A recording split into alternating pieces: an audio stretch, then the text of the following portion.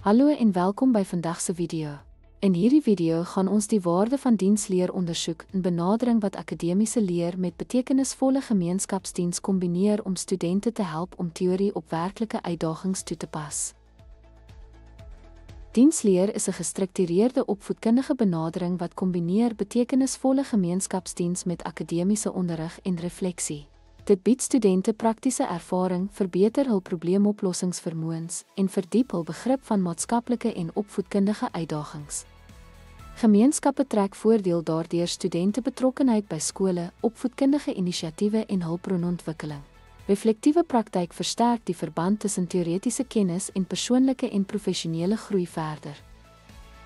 Dankie dat jy ons video oor die waarde van diensleer gekyk het.